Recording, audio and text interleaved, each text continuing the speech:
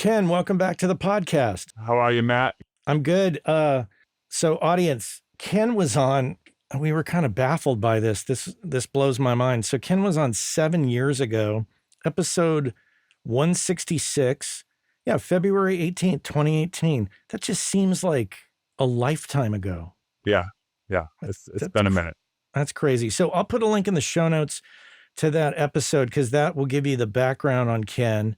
But today we're going to do another deep dive as I've been doing. And the deep dive in this case is going to be about stereo rebuilds for people, projects that are going to be remixed in Atmos. And it's something that you've kind of really dug into and specialize in really well, because I've talked to people who say, oh, Ken's great at this. I'm a glutton for punishment.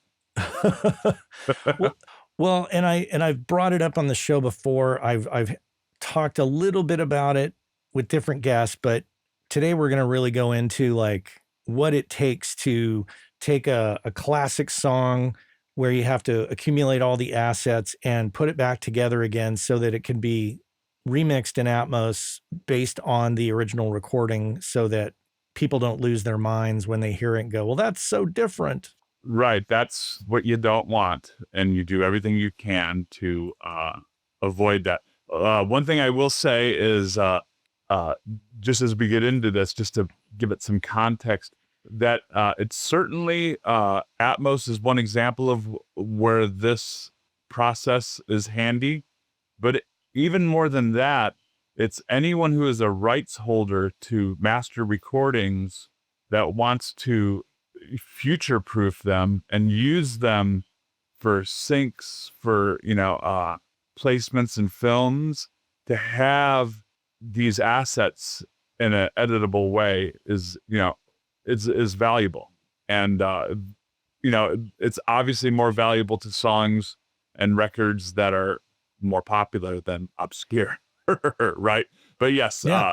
The Atmos format sort of really put a fire under this process. I had done a little bit of it here and there for films that I've been working on as a score mixer and get the multi-track and match something off the record. But yeah, that's exactly what it is. Was I'll often people would get in touch with me, either, a label, management company, another engineer, another Atmos mixer who either doesn't want to do, either a lot of times it's a different way of thinking about the material. And so, I've had it where they either don't have the time or they don't have the patience, or maybe they think I'll do a better job. But the ultimate goal is to make it so I send whoever hired me back a stereo version of my rebuild that they can't tell the difference between that and the original mix.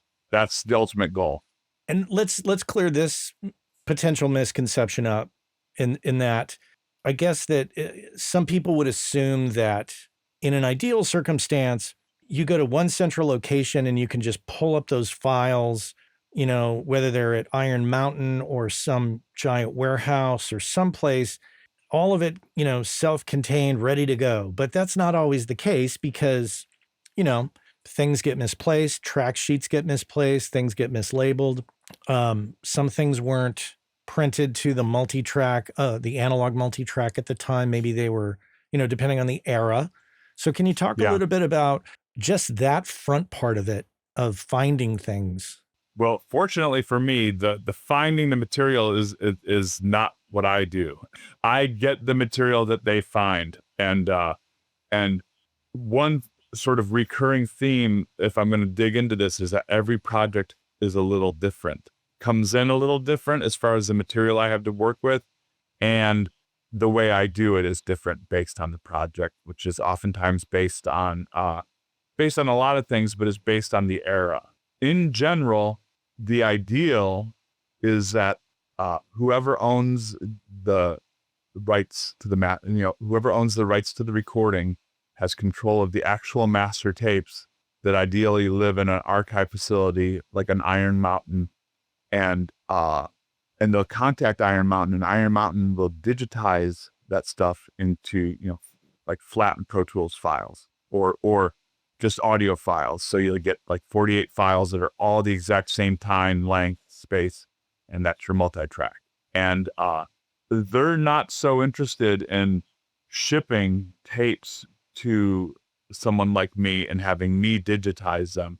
They're set up to do that is about as good as it can be done. And they'll do everything from looking on the track sheets to see what was the clock master, recreating that. If they have to synchronize two machines, two multi-tracks together, oftentimes they'll do that and they'll send me all the files together. In those situations, a lot of times what you end up having is a fair amount. Well, we'll get into that, but part of the job is going through the redundancy.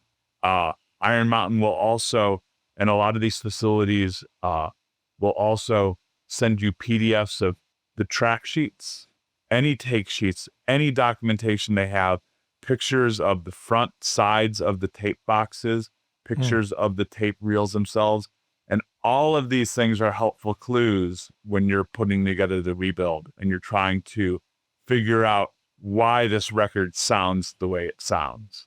And I've had everything from no documentation at all to the best documentation that you could ever ask for, meaning down to where the fader position was, to where I can recreate it one for one in a Pro Tools in the box environment, precisely what was done on the console. And we can get into those details as we, but at this point we're just getting to the how files get to me. That's how files get to puzzle. you. Yeah. And the era of music, I would assume, has a huge impact on what it is you're getting, because let me, and tell me if I'm wrong on this hypothetical. Yeah.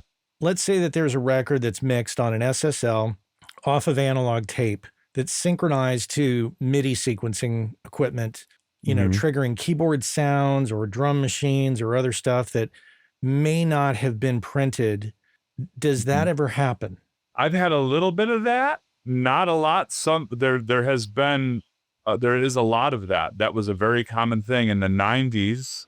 Oftentimes you would have an MPC 60, like synced to your 24 track. It was playing back drum loops and one shots and stuff that would be playing along with the mix. They would be blended into the mix, but they weren't saved with the multi-track. That's a common thing to have happen. Sometimes you can go through, rough mixes or mixes, and if you have everything but these things and you have them perfectly, you can flip the phase and get a null and sort of get the sounds. You know, there's a lot of things that you can try to isolate those sounds, and sometimes it comes up and it comes into recreating things. And heard some crazy war stories about like things that are iconic on a record that just aren't on the multi-track. You have to figure out how to recreate them every now. I'm sure I have not come across a point where I've said, no, I can't recreate this, but I think that does come up. I've heard of that coming up for sure, where a critical piece of the mix is nowhere to be found. And the eras, you start realizing how that could have happened, where say if it's a record that was like done in 1993, it could easily have been a 24 track tape machine, analog tape machine with an ADAT synced up chasing it. And so 8 tracks are, if you suddenly realize 8 elements are missing, guess what? You probably have an ADAT or a D88 that is, that was chasing along with the master tape and didn't get archived. It does happen. Yeah. And it's funny that I love how you like problem solve and say 8 tracks are missing. What could that possibly be? Yeah. Modular digital multi-track. The modular digital multi-track, and we all do what we got to do to make our music with the technology we have, but it's all the disadvantages of analog with none of the advantages of analog, and all the disadvantages of digital. It's really is the worst case scenario, meaning it doesn't sound good, but it's clumsy to use, but it doesn't sound good and it's linear. You can't edit with it. You could maybe offset a little bit. That's a whole nother podcast getting into how to creatively use those things. And they did have their place and they were useful, and they allowed people who couldn't, to be in a studio with 2 24 track machines locked up is not cheap to do. You need a budget to do that. And not everyone had that, and And certainly in the 90s era, there was an era where bands were crafting their demos into records, meaning that you would start on the demo process and then that would shift into the record process. But it was not like, okay, we're starting over from scratch. You'll get that. Now, strangely, rebuilding stuff from an earlier era, even though it was farther, sometimes is easier because there just wasn't those issues. You know what I mean? If you're rebuilding a record from the 70s, from the late 70s, it could very well all be on 124 track, real straightforward. Can you talk a little bit about your ingestion process where you get all the things and then you start to listen and piece it together? How do you go about doing that? Part of putting together your plan and strategy on how you're going to get the thing done, part of that is like, I'll get a call. I need this record done by Friday. Can you do it? So in other words, and then I scale my process on what our timeline is of like when they need this. Like not everyone says, take all the time that you need, and it's sometimes they need it yesterday. And so you're just working as fast as you can. But the one thing that's really common with starting it out, and I'll get into, like I said, each project's a little bit different, but there are patterns. And the main thing, well, first let me say that what you have to establish is what is your client considering the comparison master, meaning what is the stereo version of it that you are matching to? Because that could be different. If it's a record that's been remastered, you see all on Spotify or Apple Music, 2010 remaster. Well, that's going to be a different rebuild than if you were matching it to the unmastered version or a version that was mastered but not mastered like to today's loudness standards. So what your target is. And it's not just about the way it sounds, but it's also the Atmos. For example, the Atmos spec is that the file itself needs to be the identical length as the stereo version. Now, granted, I send my files onto an Atmos mixer, so that's not my job to make that happen. And some people interpret that as, I'll just make the file whatever. I don't care if the audio is actually in sync. Some people care about whether the audio is in sync. So theoretically, if you were toggling back and forth between the stereo and Atmos version, not only is it going to sound the same, but it's going to be in the exact same time.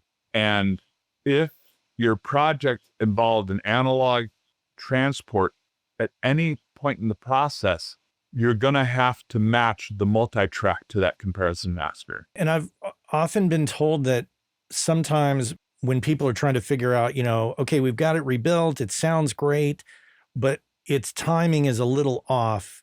And the fact of the matter is that sometimes very speeding can take place either in the mixing process or in the mastering process, where somebody will say, okay, it sounds great, but let's speed it up and give it a little energy, in the mastering session. Well, I guess well, for sure that happens. And that's where the comparison master comes in. Because for example, I'll start a rebuild from something, say, that was done like in 1979 or 1980. And it's that thing of like, let's give this a little bit more tempo. Let's brighten it up. It'll sound more exciting if we just play it back faster. Well, I have to now vary speed the multi-track to match that. But that's not what I'm talking about here. What I'm talking about is that I could play you back a stereo track and it will sound like in tune, like, oh, look at the song's in, A major. Look at it's in tune with my piano. It's fine. It's in tune the whole song. I can play back the multi-track, play along on the piano. It's also an A major. Sounds fine. It sounds in tune. But when you play the two back to, if you find the very first piece of sound on the comparison master, find that on the multi-track, line those up in Pro Tools or whatever DAW, and you start playing back those two tracks at the same time, it'll sound like sneakers in a dryer within 8 bars. Because what's happening is, if we need to and I think I thought I understood this because I worked with tape for the first 10 years of my career. Tape was prevalent. Yeah. And you think to yourself, well, digital is much more accurate, has a much more accurate time base, and analog is not as accurate. So you think, oh, analog, this kind of flows, wow and flutter, like up and down a little bit. It's not as precise as digital, but what happens is that it's not that analog is wavering, is that An analog tape machine is either running either slightly faster than perfect or slightly slower than perfect. In other words, you have perfect time, and then you have a machine that just runs just a hair faster. Within 30 seconds, it will not be in sync with anything anymore. Let's take a song that, say, was mixed in the 70s. You know, maybe it was on, I don't know. Well, it was, let's just say the multi-track was a different machine than the machine that it was used to transfer on. And maybe the machine used to transfer on was probably, I'm assuming, was like a Studer A27 or something close to that, something that's a little more better built than what was available in, say, 1974 or 5. Well, so you have, I mean, however you slice it, whatever scenario, you have the machine that it was recorded on, the machine it was mixed on, which may or may not be the same machine, the machine, the 2-track that captured the 2 mix, the, 2 bus off the console. You hand that tape to a mastering engineer and they play it back on their 2-track playback system. Now we have 4 transports. None of them are perfect. None of that matters. All that matters is that you line your multi-track up with your comparison master. And you use, whether you want to use Pro Tools built-in Vari-Speed, or whether you want to use Serato or, Pitch and Time or whatever you think sounds good, you need to make it so that you can play back the multi-track and that 2-track and you just hear the entire time. You never hear a flam on a drum. You don't hear anything. You get those 2 things exactly in time. And that's the first thing I do. If your multi-track is playing back at a slightly different speed than your comparison master, you might not hear it as a different pitch, but it'll make the one track sound brighter or duller. So it's not just about lining it up in time, is that it's the biggest shortcut I know to making my rebuild sound as close to the master as possible, is making sure that it's playing back in that same time, in that exact same speed. Now, I've seen people in the magic of computers, you can do time expansion and time compression where you can change the timing of something but keep the pitch the same. That's not what we're doing here. What we're doing here is Vari-Speed. We are intentionally changing the pitch. You want the pitch to change because when you get it more in time and you're not doing any extra math, okay, remember that Vari-Speed on a Pro Tools DSP Vari-Speed, it's just doing one process, which is matching the time. It's not trying to correct the pitch. So it's a very simple process. When you're trying to change the time but keep the pitch the same, that's when it gets complicated. And that's where it gets into the cork snipping of different plugins that you think sound good or different algorithms that sound good for different instruments. None of that matters here. I'm letting the pitch change because you want the pitch to change because that will bring you closer to comparison master. Do you do any research into the album or song, and do you find out like what console is it mixed on? Who produced? Who engineered? Like, are they still alive? Can you call them? Can you do any Indiana Jones archaeological type research and work to dig into it? Yeah. I would think, why wouldn't you? You have, we all have Google. It's right there. It's worth your time to figure out who did it, figure out whatever sort of mix magazine articles are in there. You might find like a production team, like a producer, engineer, mixer, and you might find an article about a different record they did, but it was from the same era. Read that article too. It will be helpful. As much as you can within reason, like do some homework. I've had a few situations where actually the information on the internet was wrong. I was doing a rebuild and I was fortunate enough to have a little kickoff call with the producer. And this song was done in the late 80s and the producer's still around and is still working. And this particular track was rebuilt in Atmos, and then the band didn't like it because they didn't think the rebuild sounded close enough. And so eventually it came to me. And when I was prepping it with the producer, I said, okay, I see that this was, I'm reading this review and it said that this was mixed on a SSL at the studio. And he said, we did some overdubs at that studio, but I mixed it at Rack on an API. And he said, I mixed it at Rack on an API. We had an LA2A, two 1176s, and a plate. That's it. So when I'm doing my rebuild, if somehow I think I need to use a second plate or It's not like, well, let's try this fab filter here. No, you're diverging from the recipe. You have to stick with the recipe. So in my plugin world, I only use API plugins. I'll use like the console emulation, like the Slate console emulation, so that the summing goes before my stereo chain through the API setting. And then you start pushing the faders around. You get a balance that you think sounds similar. You move those faders as groups up and down to figure out how hot were they hitting the stereo mix, bus here. And you just start going through it and just matching it as best as you can. And but that situation was one where my research wasn't exactly correct. That's interesting. So you can be led astray by misinformation on the internet or rumor. Right. But most of the time it's still worth checking out. But yeah, there are some rumors that are not true. And then there's some that are. I mean, it's shockingly, I mean, there's some production patterns that most people don't think of. For example, if I'm working on something from the mid 80s or even up into the mid 90s, and it's a 24 track, you see, they recorded a bass mic and a DI. Okay, this song has an extra acoustic guitar in the bridge. They wiped over the bass mic every time. They never wipe over the bass DI. They wipe over the bass mic. And so you see that like a song will have like 10 tracks of drums, but this song has 6, because you realize somewhere along the way there was a backing vocal or an arrangement of something, and they needed those toms. And so they went through it, and on those songs, you get the toms. Maybe they split up the overheads and did mutes on the console, or then you listen to the track and you're like, toms aren't very loud in this song. Well, I understand why now, because they said, we need 2 more tracks. Let's listen down to this track. Do we need these toms?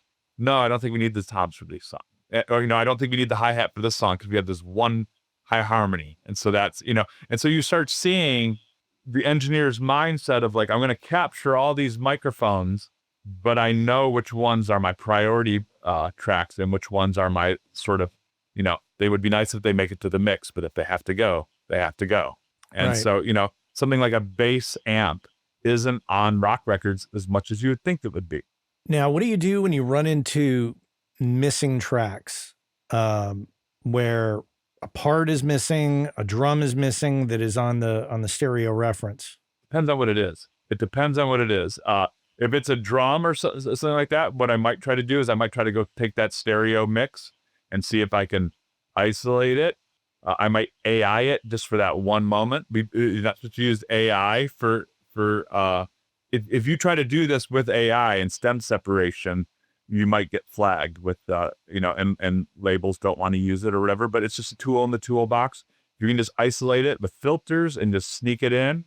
I've had missing harmonies that I've gone and took the singer's voice and run it through Melodyne and to generate the harmony and blend it in, things like that.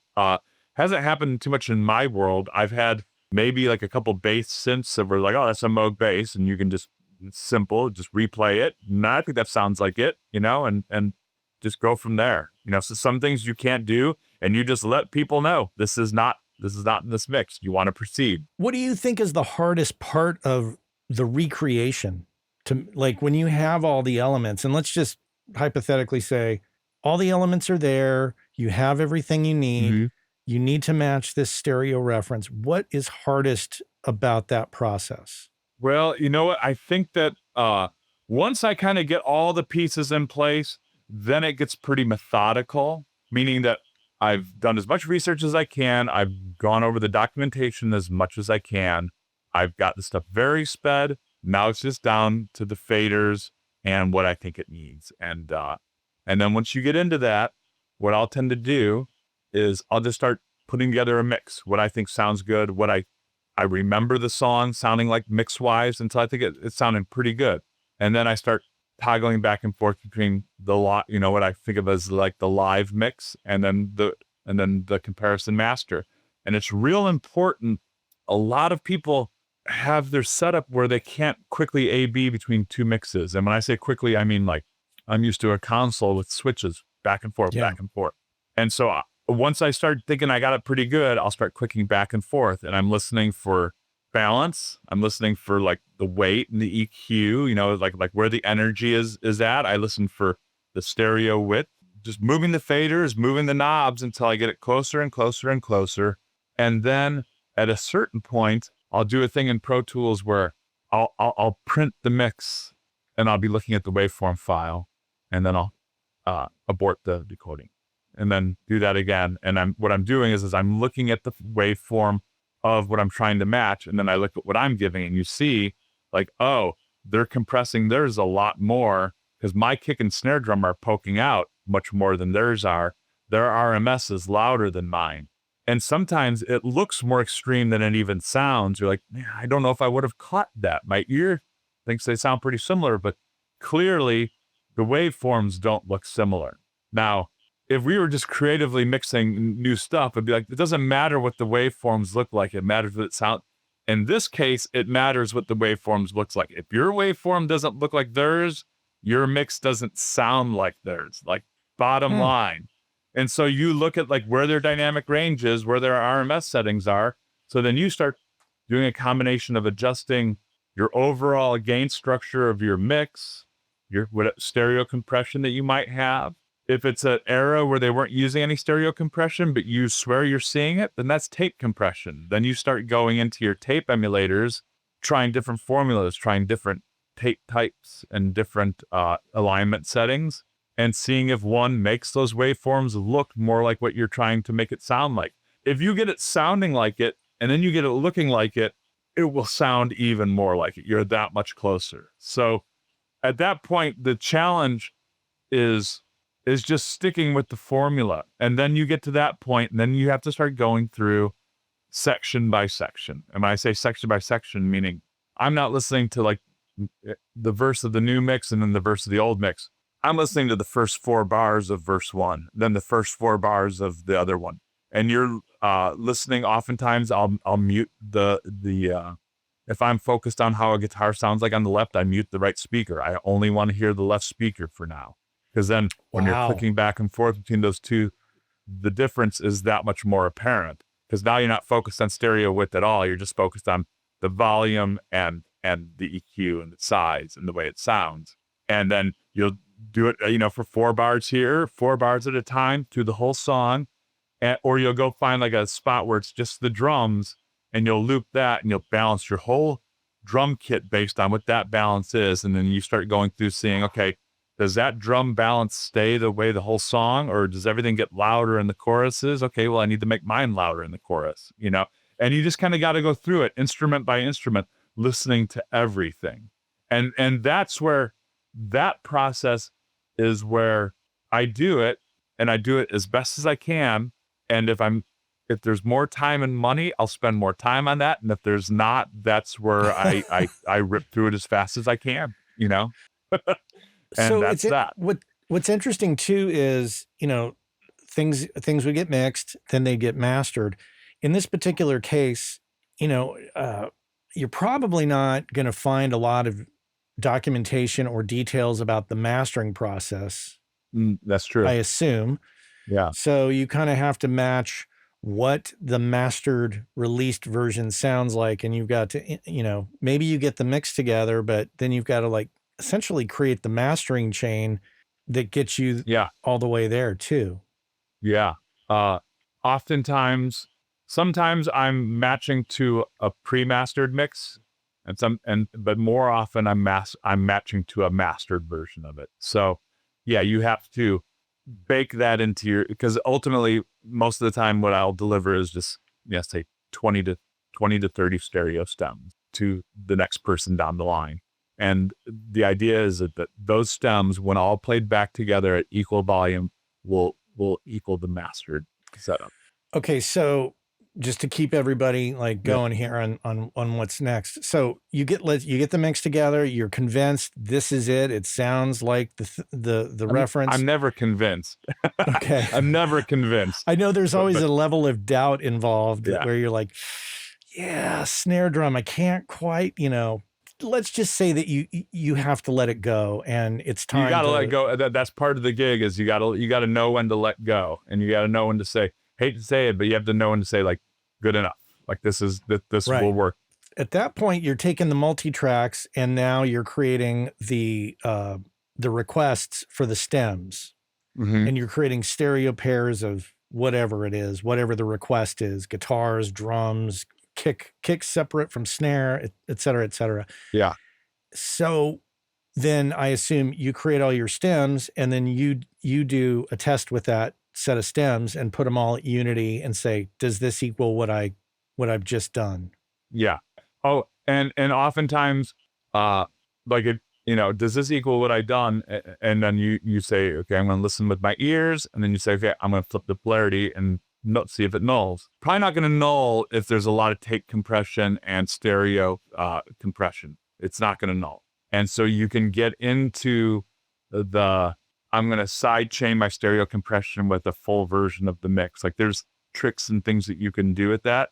But at the Mhm. same time, usually I'll find that the stems all playing back, when you listen to them, they sound very good. And they're a little bit, if anything, they're going to be a little bit more dynamic than the compression, than the comparison master. And Mhm. usually in an Atmos format, that little bit of extra dynamics is appreciated, because Atmos can only run at -18, more or less. You know what I mean? So Atmos isn't asking for like a totally hyped mix. So if anything, it breathes a little bit more and always sounds better, but it won't null. If you want nulling, then you're not going to be able to use tape compression and all the stuff. It's very difficult to do. Or what ends up happening is if you want to null by doing sidechain, and that's another podcast getting into like how to do that. What you end up having happen is you have stems that don't make any sense unless they're being played back with everything else. What do you think is the longest you've spent on a song? I would say that it ranges anywhere from a half a day to a day and a half. That's actually not as much as I thought it would be. It's important to me when I'm figuring out like what my fee is going to be is I calculate how much time I'm spending, what I think is, what my hour is worth. And so I try to have that make sense. If that fee is higher, I'm going to spend more time on it. If it's a grip it and rip it job, I'm going to try to do my best work, always trying to do your best work, but you're doing it, under a time crunch or under a money crunch. And so you prioritize things and try to pick what's really important. But yeah, often half a day, half a day, you can usually get it. And you know what? And that doesn't mean that you're recalling every single thing. It means, for example, there's a lot of knob turning that just, you don't even hear it in the mix. You know what I mean? In other words, I'm saying to I'm looking at what I'm doing in the mix and I'm saying, you know what? I'm not doing that much. I'm sure the original mix had more, EQs, more stuff packed in, but I'm not hearing that on this. So you just kind of got to go with what you hear. Sometimes when you get the documentation, I had a project that was the best documented thing I'd ever had, where I literally, the only thing I didn't have documented was the fader level. In other words, I could recreate the entire mix through documentation, except for the faders, because it was done on flying faders. And so, I didn't have access to that data. And so that was a good shortcut, except for the amount of time it took me to dial in every EQ. Exactly what it took time. It was like 3 days on an entire record where I was just recalling it without ever listening, before I got even listening to it. Just getting the desk recalled, in the box desk matched Right. to the notes. Right. Yeah. Right. I'm assuming we're talking about, maybe SSL EQ settings. On this, it was pencil and paper. It was Neve console with just very, very good notes. And Amazing. I know that there was a project I did that was done on a VR, and at one point there was consideration of seeing about it, getting a VR room and recalling the settings and then taking photographs of them. But that it didn't end up happening. Okay. But just to even know it was on a VR helped me with like, okay, I'm going to set up every channel. It's going to be VR EQs, and, and that's where the UA stuff has come in really handy, because sometimes these files come in at 192. And so I'm trying to build my mix like a multi-track at 192. And so that's when I appreciate like the shark chips and the satellites, the things that like that would be, I have a pretty fast computer, but computer wouldn't be able to handle that. So, and I find that this is, I'm not going to turn this into a UA advertisement, but like when you pull up their 1176s, they sound like, they sound just like it's just a huge shortcut for me. You know, you might pull up Yeah. another, like, and there's all these other plugins that I think that sound good, but I'm not about making it sound good. I'm about making it sound like what it sounded like, you know, and the only exception I'll say to that, and I've had a few occasions where when I'm playing back the multi-track just has a little bit more low end than the comparison master. And when I say low end, I don't mean like a bass boost. I mean like low end extension. Like it sounds like there's an extra octave that's on the multi-track Yeah. that isn't on the comparison master. And I'll ask, the mixer, do you want me to filter all the low end to make it match, or would you like to let this low end ride and see what, if you need to touch it up in your Atmos mix, and usually, and the artist sometimes will come back saying like, wow, I didn't know how this record sounds better, but it has to sound like the record. But I'm saying that's the one spot where I'll diverge from, is if I happen to find, and it's not even, like I said, it's not a bass boost, like, oh, more bass. It's more about just like the extension of like, this doesn't sound like it was filtered in the bottom end. I'll have a conversation with the producer or the Atmos mixer about whether they would find that useful or welcome. And if not, I'll filter it out. Have you got any newer records to rebuild that were born in Pro Tools and stayed in Pro Tools? Yeah. I've done some, but this one particular record was recorded and mixed in 2002. It was recorded in Pro Tools, but mixed analog. Basically, I had to dig up an old amp farm license on an old iLock.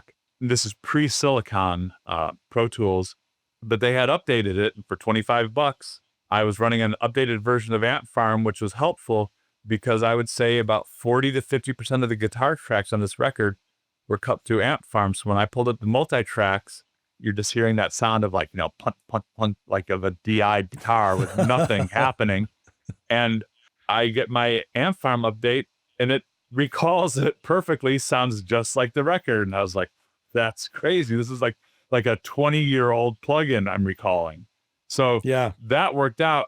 But honestly, a lot of the projects that were done in Pro Tools don't require the VSO sort of gymnastics I was talking about earlier. But Right. but it's impossible to recall all the plugins that people put on their sessions for the most part. And so in a way, those sessions are actually more difficult to recall. Those sessions will tend to have more missing tracks, but mostly like missing plugins and stuff that it's just, even today, I could have a million plugins, and if an artist sends me a song to mix, they're going to have there's always the one plugin I don't have, and it's always at least one, but it's always several. And so whenever you're starting a project, you have to kind of go through and like in modern, I'm not talking about Atmos rebuilding, but I'm just talking about just straight mixing, is if you get a project that comes in, say the producer, 20 instances of a de-esser across a bunch of backing vocals, you're probably just going to want to go buy that de-esser, because if you go put a different de-esser on or not use it, it's going to sound so different. Why would you do that to yourself? If it's $29, just pay the $29. And so that's how I roll for the most part. But sometimes you're often getting these Pro Tools sessions from 2008, 2009, and you just open them up and they're just disasters. They're just disasters. Or they have so much mix routing in Pro Tools and then going to a console. So you have to recreate the in the box mix, but then you also have to create the console mix that it was fed into. And that can be tough. The good news is, I would say probably around 2000 or 2008 is when I started noticing the delivery requirements for label work involved stems. So, you were sending your main mix, your vocal up, your vocal down. Maybe you do like a more, bass up, bass down, TV version, instrumental, a cappella, Mm-hmm. and then you do maybe like 8 stems. But oftentimes those 8 stems aren't quite enough to Atmos off of. You need to break those 8 stems into more. But in general, anything before, say, 2007, 2008, there's probably no stems exist. And that's I probably should have mentioned this earlier in the episode. It's really, a track is not a stem is not a track. And the one challenge if you're doing some of this stuff for the label is that your label contact isn't somebody who's involved in the record making side, there's somebody who's involved in the distribution side of the label. So they don't know the difference between a track and a stem, and they willfully choose to not know, like burying their head in the sand. And, and that's the cliche of the guy got the Atmos gig and they said, oh, well, we're sending you the stems. And then you get the files and you see like kick in, kick out, snare top, snare bottom. These aren't stems. These are tracks. And then you're like, these need to be rebuilt. And then they're like, what? No, if I don't know, oh, these are the stems. No, these are not the stems. These are the raw multi-tracks. And it's like, you've done this before. You know this. I certainly can't be the first person to explain this to you. But they act like they don't know because they're hoping that you just go, well, I'll just deal with it. Yeah. And I mean, at the risk of sounding like the old man, kids get off my lawn or yelling at clouds or whatever. Yeah. Soapbox all moment. Yeah. All of the above. Yeah. This is, I don't know why this is so hard for people to get. Even if you're not in the record making industry, it's very simple. It's like, if you are listening to this, watching this and trying to learn from it, let's just look at it like this. It's like the tracks are the individual ingredients and that's it. It's the individual elements. The stems are blends of the ingredients or, groups of drums, groups of guitars. They're not just the groups, but they're the groups that when mixed with the other groups equal the stereo master. There we go. More or less. Like I said, we could talk about like the side chaining, like, all that stuff aside, it more or less functionally works as equals the stereo master. Those are all the different things that you have to concern yourself with. Another challenge is, like I did a rebuild of a hip hop track, and a lot of hip hop in the 90s and pop music, oftentimes the workflow of a hip hop production would be to fill up a large amount of tracks on the tape machine with beats. And then on the mutes on the console, you would arrange the song. These beats in here, these beats out there. All that's fine. And there's some of that in rock music too. Like you have to go and find, or sometimes you have to go and rebuild a vocal comp. That happens a lot. You know what I mean? You look and it was, the comp was done with mutes on a console, and it was 4 vocal tracks that equaled 1. So you have to go through. And that's where, like, maybe I won't use AI in the final mix, but I'll strip the lead vocal out with AI, and then I'll use that to figure out which takes are the right takes. And then once you figure that out, then you have a new comp, take the AI, put it away. You're not actually using it. You're just using it as a tool to find that. But getting back to the hip hop stuff is, and then they'll have X amount of tracks for vocals. And when they're working on a console, they're either mixing to, say, a DAT or like directly into like a sound tool system or a DAW. And they'll just be recording pieces of the music onto the workstation and then editing the final version in the workstation. So say, for example, you'll be working on it and verse 1 will have this wrapper, and then verse 2 will have this other wrapper, but then they're happening at the same time on the tape. Oh, does that make sense? Yeah. And so not only are you very speeding it, but now you're making edits of the multi-track to match that. And so you have to say to yourself at a certain point, what is my reference point? It's the vocal. So group all your tracks together and only match the vocal to the comparison master, and then go clean up all your edits afterwards. Because you have to assemble the multi-track exactly how they assembled the 2-track as they were doing it. Does that make sense? Yeah, it does. And it really reveals to me that, and it's more of a reminder that not all records are made in the exact same way using traditional methods. And it's not just, it's the 90s, it's an SSL and a 2-inch, and it's, or it's, it's the 2000s and it's a Pro Tools rig. It could be an 8-track reel to reel, like a prosumer kind of Tascam or Fostex kind of thing. It could be, Sure. a number of ways. It could be a roll-in digital multi-track, Yeah. self-contained unit. Yeah. Yeah. All that it comes into play. It's the different gear, and it's also the different workflows that happen. For example, you wouldn't mix a rock record just by just printing like little variations of a mix onto a tape machine, per se. Although that does happen. We call it the edit mix. If you're mixing without console automation, you might say to yourself, now I'm set up for the verses. Let's record that onto a piece of tape. Okay. Now let's reset the board for our chorus volume. Okay. Record that to tape, edit a few pieces together, and then carry on and keep working. No one who is making these records ever thought that somebody would try to rebuild them or recreate them. And yet here we are. What is the financial tolerance for people who are paying for this? Like, let's say it's a label. I guess if it's an important enough title, they will be willing to pay the money. Is that accurate? No one tells me the numbers on that Right. end. You know what I mean? Right. As to whether that makes sense.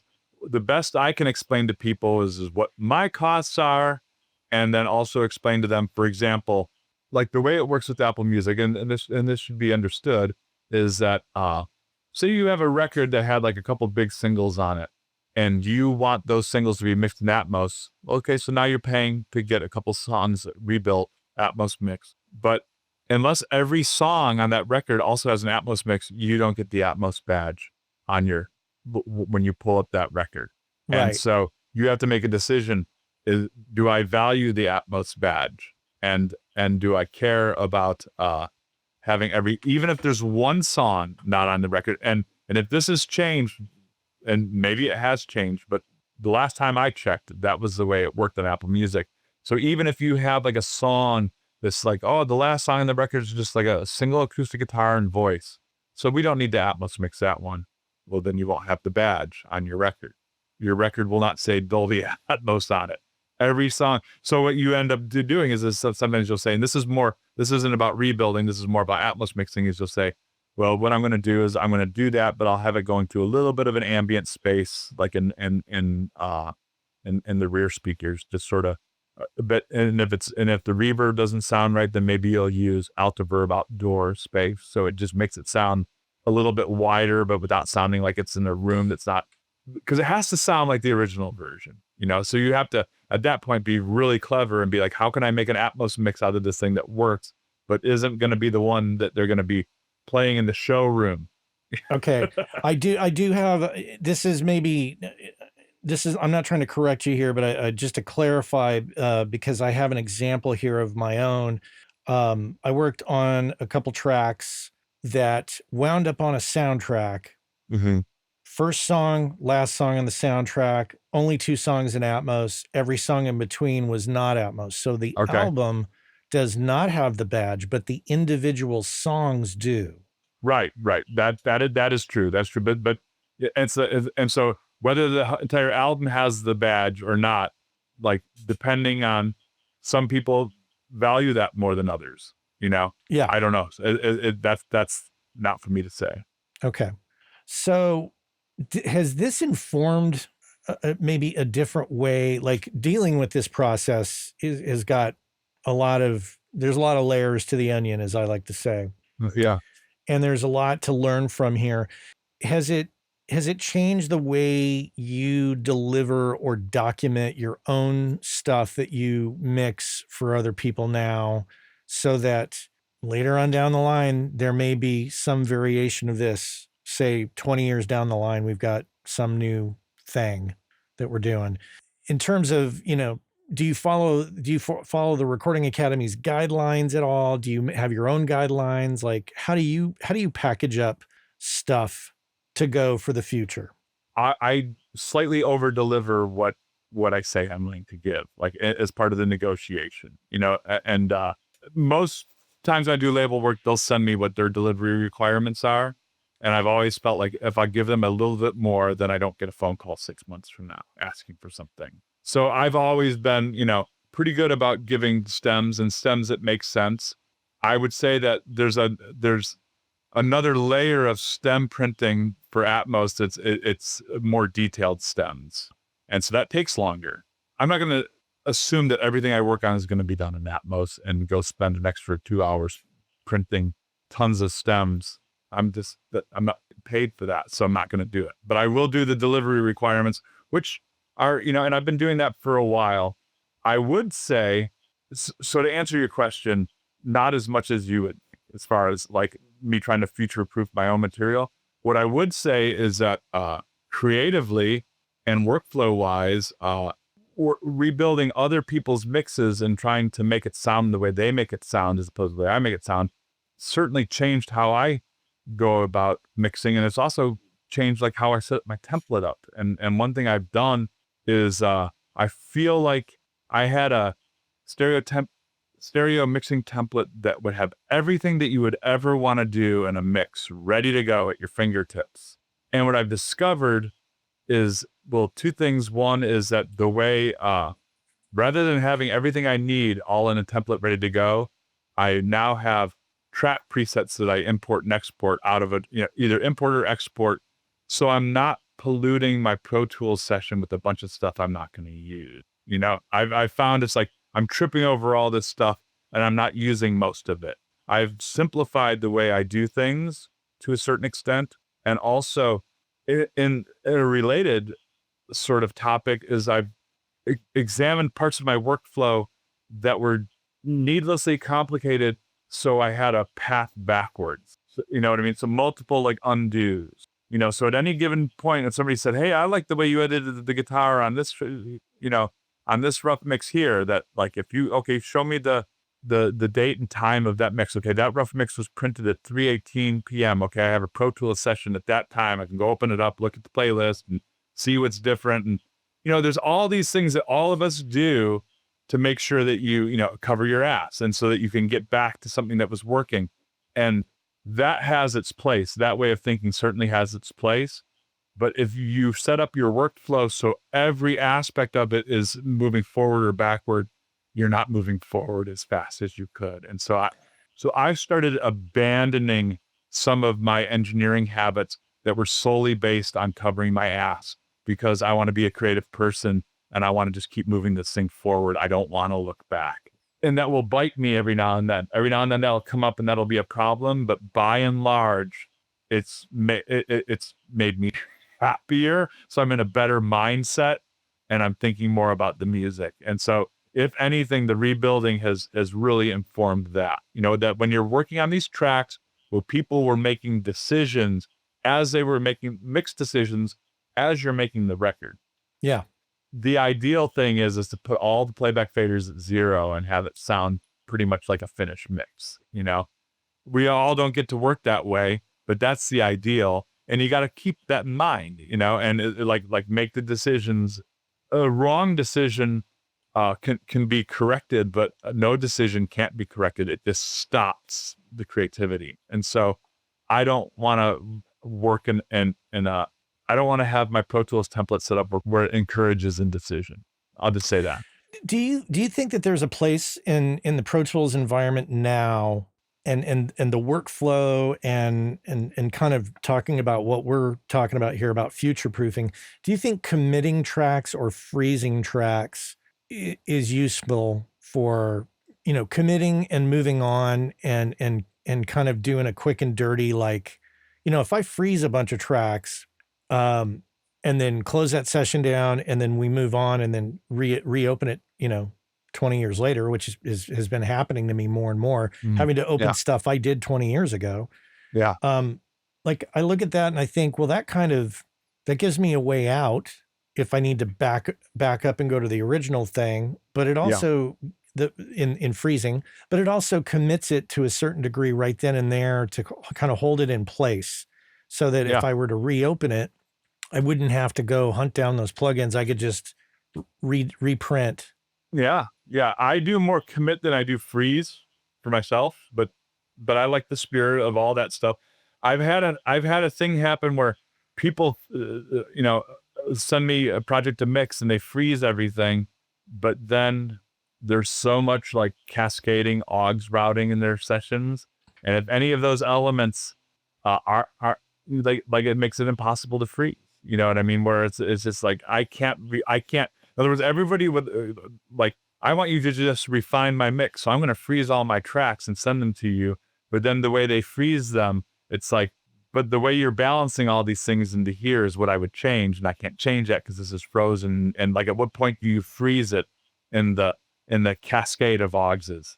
Yeah. Does that make sense? And the cascade of auxes is part of the covering my ass, trying to keep my options open. It's like, if you have a bunch of backing vocals, if you have all these backing vocal arrangements and they're spread across 20 tracks, if you can print them down to 2 tracks or 4 or 2 stereo tracks, do that and then send it to me. Because I'm not going to go and tweak your plugin setting. I'll just drop my plugin on after your plugin. Unfortunately, in the indie world where I mostly run in, 95, 96% of the time, we'll say, I wish I could afford to hire somebody to be like, look, I'm going to do the mix and then I'm going to hand it off to you and you're going to do the prep, the archive prep to make sure that this can see the light of day in 20 years if it comes back to us. Yeah. It's funny you mentioned the ant farm thing. I had a project that was 20 years old that got restored and we were able to bring these Pro Tools sessions up. And while the Pro Tools sessions opened up flawlessly, Echo Farm was in there and it was a crucial piece of a particular tune. And I tried to recreate the thing and I couldn't do it. Finally, I realized, oh, look, you can go buy Echo Farm. Yeah. And it just will like open up. It was amazing. Yeah. And it's so interesting how, I don't know if everybody kind of encounters this, but certain things become so intrinsic to the tracks, to the songs, certain sounds.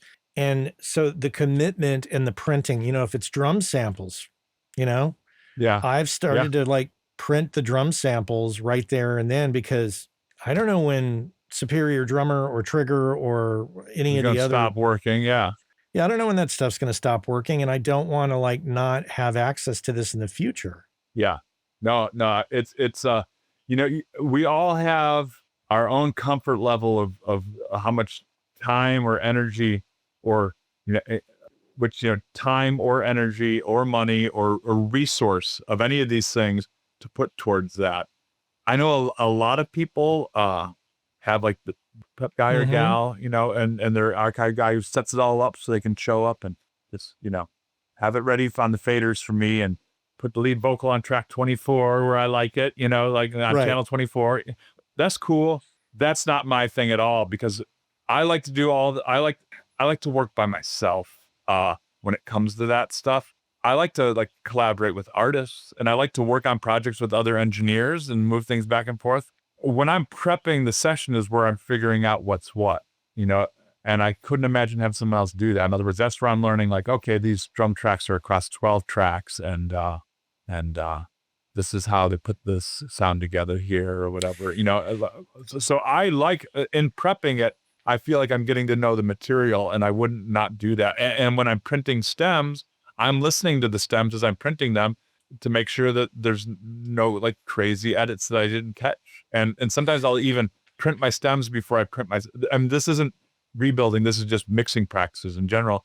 I'll print my stems and then I'll print my final mix. So that way I don't have to go reprint the final mix if I found something that was fucked up. And this touches on a topic that in itself could be, maybe not its own podcast, but it's a significant chunk. So I'll condense it. But there is a particular mindset for a lot of people, and I'm not saying that this is a bad thing, but it's a different mindset and not everybody shares it. And that is, I'm going to involve all these people so that I can just do this one thing. And it could be whether it's, management or Pro Tools prep or your archive person or whatever it is. It's people you bring into your camp to do different tasks.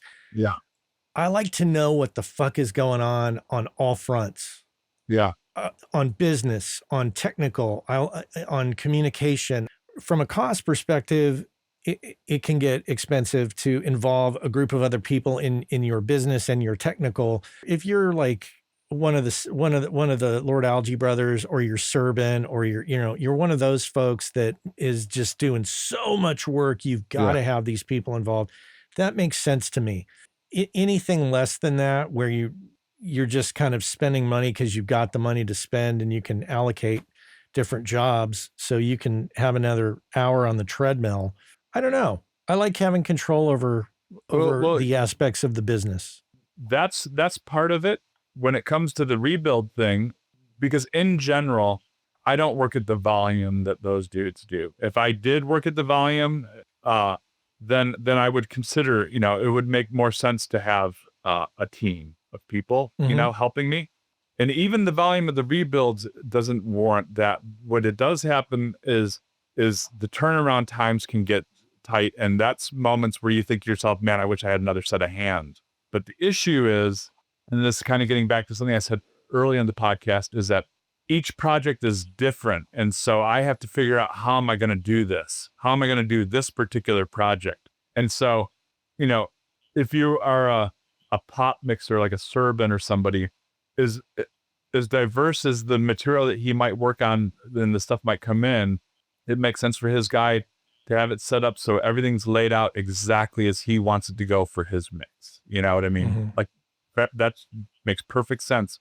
For the rebuild stuff, every project is so different that I would that in figuring out how to do it is part of the gig, and I couldn't have someone else do that, because it's like for example, my mix template is different for every project. Sometimes I'll have multiple mix templates for the same project because 4 songs were mixed at a different studio on different gear, and so those require a different mix template. And I'm the one who has to figure all that stuff out. I don't know if I had to hand that over to somebody, it would be like handing over my job to somebody. You know what I mean? I know, and I think, there's some great people out there that I know and and that I've talked to who, they have their guy or their gal who is intimately involved in what they do. And I guess I want to not have that dependency. I want to be able to just do it on my own. Well, also, the other reason why it hasn't made sense for me is because, and this is changing a little bit because I'm sort of a part-time empty nester now, but a lot of these over the last 10 or 11 years is when I've just been doing less recording and more mixing. I still do both. I've always done both, but it's Yeah. now more mixing, less recording. So I've, taken the kids to their volleyball practice, gone to their volleyball games, done something like in my life as a human being on the earth. So I'm not like at the studio at 10 a.m. every morning, starting a new mix every day. It's like sometimes the files come in after dinner and I go, I'm going to work for a couple hours and set this mix up so tomorrow morning I can wake up and really listen to it. You know what I'm saying? So even not only is every project different, but just in the time that I do it is different. So to schedule someone else wouldn't make sense. You know what I mean? So it's Yeah. a Yeah. logistics issue. That's the hardest part for it for me. And that or suddenly the guy or gal is here at 10 a.m., but I'm not ready to give them the files yet, but they're here. Yeah, You yeah. know? Well, there's that, but I will say for those that choose to do that and involve other people, like I think I'm speaking authoritatively on this.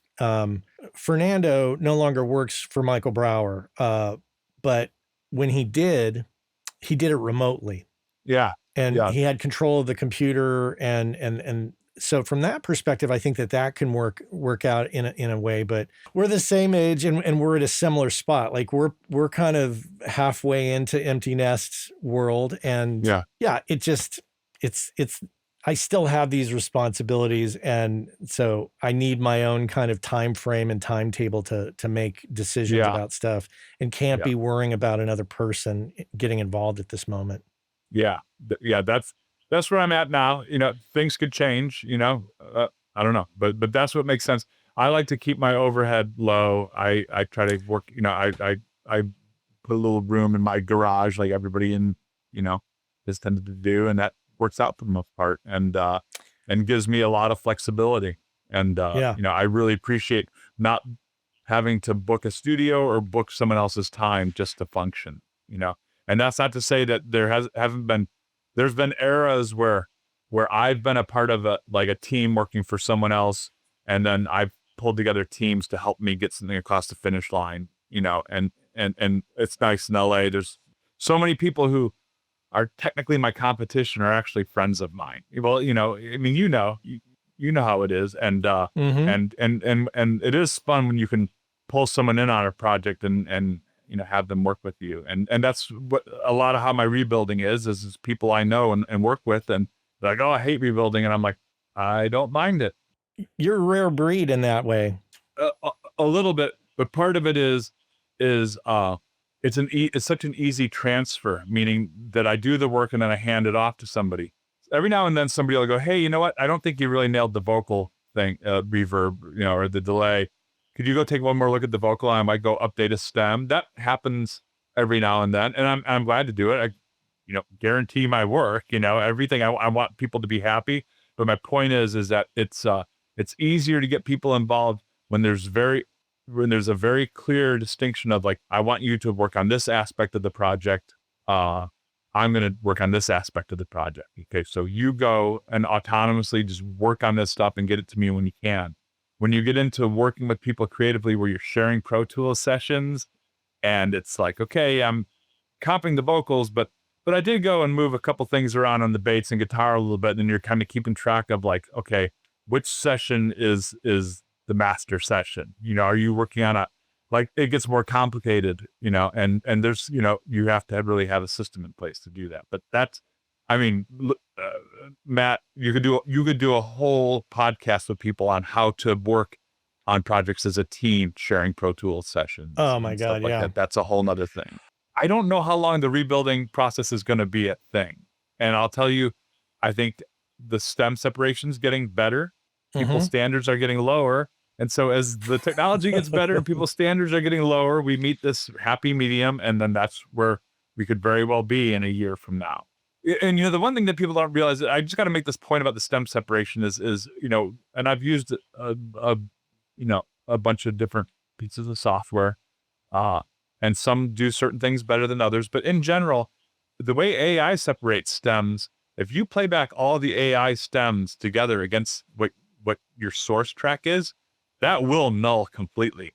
So when you're hearing artifacts, you're not hearing like data loss. You're hearing that little bit of the hi-hat that the AI thinks is part of like the sibilance of the lead vocal. So that's actually, so my point being is that if you take AI and you hand it a stereo track and it hands you back like 8 stems, if you play back those 8 stems contain all the information. And so if you just do slight little nudges here and there, like turn the vocal down a little bit here or there, whatever, it could be a useful tool. When you take things and just separate them out and put them on speakers, that actually might be fine too. But then when you solo up the speakers and you hear all the artifacts, it's problematic.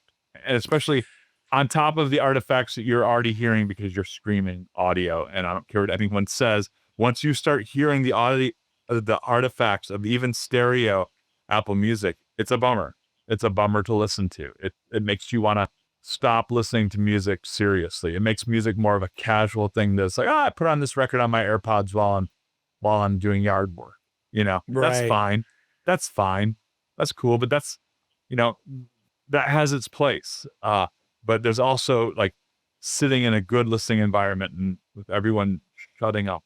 And, when I was in high school, I had my one friend that was like, you and I are going to be friends because we can listen to a side of a record without talking over it. Oh, the dude who's talking, he can't come to our next like record listening session, like that type of listening. I don't know if there's people doing that as much as they used to. So, I want to just talking about AI stem separation really quick. I had just last night, actually, client reaches out.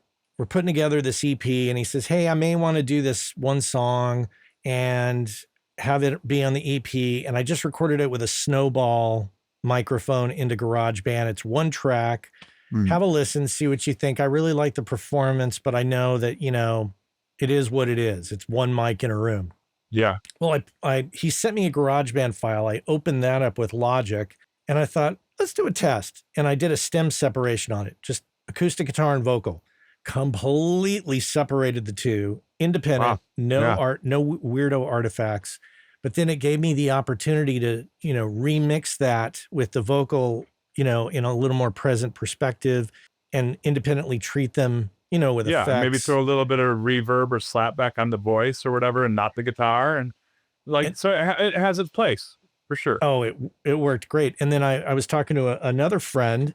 He sent me, a finished video mix, records out already, and I was complimenting him on sound of the tracks and the vibe of the whole thing. And he said, "Well, it's funny, we recorded it in my living room, multiple mics, but there was so much bleed that we stem separated everything in Logic and isolated things even better, and sent that to somebody to mix." And I started to see, like, okay, so stem separation doesn't necessarily have to be the exclusive domain of people trying to like do half-ass Atmos mixes. Yeah, It can be a tool to, hey, this is the limitations of what we got. Let's see if we can take it up a notch with stem separation, and in the case of the second example I gave you, just kind of eliminate a little bit of the bleed.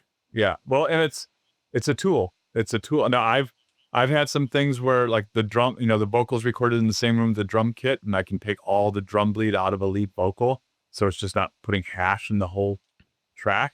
Yeah. Sounds better to me. That's what we're doing. Then that's what we're Yeah. doing today. Yeah, I've never been one, especially now that software tools don't take up more actual space. So why wouldn't you have all the tools in the toolbox? All the tools have their place for sure. Excellent, Ken. I'm going to wrap it up with us here. This has been really informative. And while I've been aware of most of this effort that goes into what you do, this is great to hear it from you and to just get clarity on some things and really get nitty gritty on some of these details. So I hope the audience really got something out of it. I certainly did. Once again, audience, I'll put a link to Ken's original episode in the show notes. You can check that out. It's been awesome, Ken. Thank you again. I appreciate you taking the time and spending it with me talking about this. Yeah, thanks, Matt. It was my pleasure. Appreciate you having me on. Excellent. You take care. Okay, take care, man.